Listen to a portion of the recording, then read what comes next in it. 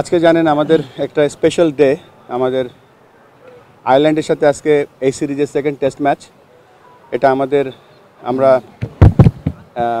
এক সিরিজে 1 টেস্টে এগিয়ে আছি। এই টেস্টটা আমাদের জন্য গুরুত্বপূর্ণ টু উইন দ্য সিরিজ।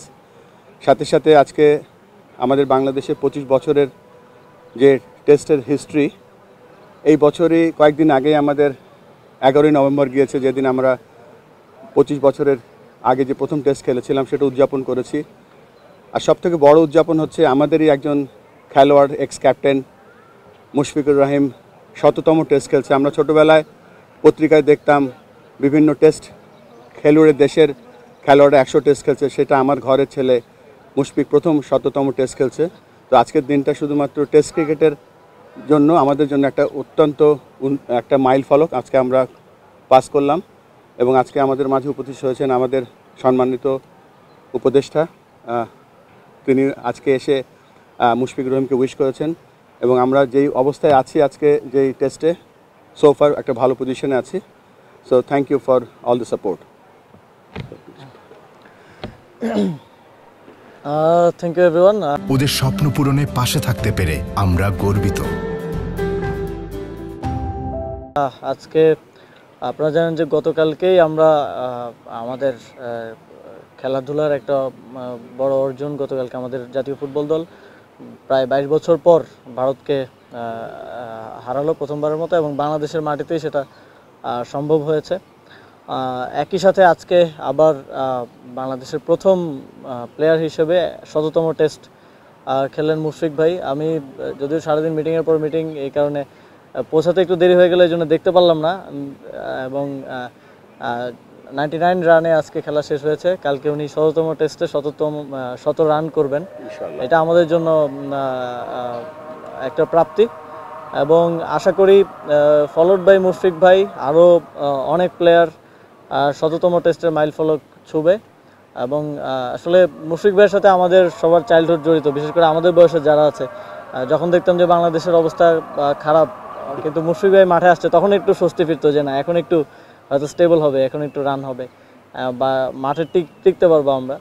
তবে বাংলাদেশের ক্রিকেট একটা ফেজ থেকে আরেকটা ফেজের দিকে যাচ্ছে।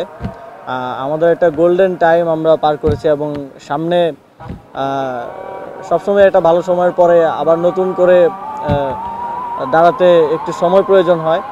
আমরা মনে করি যে ক্রিকেট এখন রাইট লিডারশিপের হাতে আছে। আশা করি ফিউচারে আমরা ভালো করব। আমরা ফুটবলে ভালো করছি, আমরা অন্যান্য স্পোর্টসেও ভালো করছি, এবং আশা করি যে বাংলাদেশ স্পোর্টসের দিক থেকে পৃথিবীকে একসময় লিড করবে। এবং আমাদের এই অর্জনগুলো আমাদেরকেও অনুপ্রেরণা দিবে, বাংলাদেশের মানুষকেও অনুপ্রেরণা দিবে স্পোর্টসকে সাপোর্ট করতে। Thank you.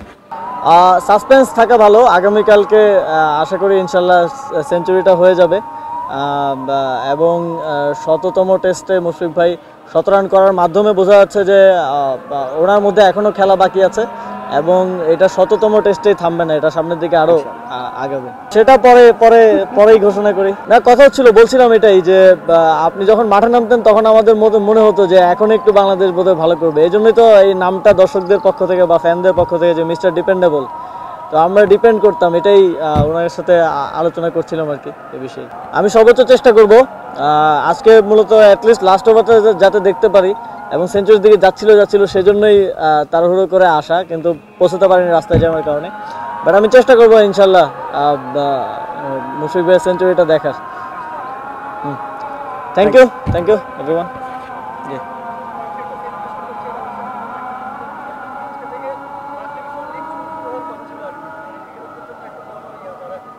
আপনি এটা